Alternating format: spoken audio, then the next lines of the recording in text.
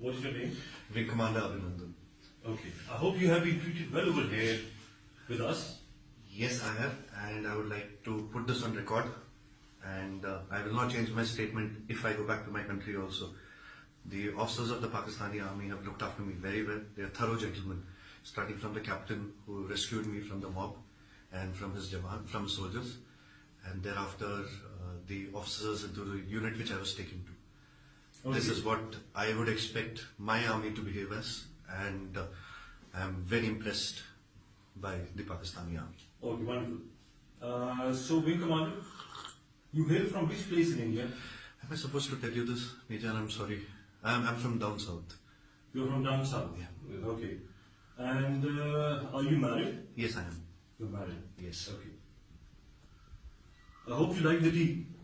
The tea is fantastic. Thank you. Okay. And now coming on to some specifics. Which aircraft you were flying? I'm sorry, Major.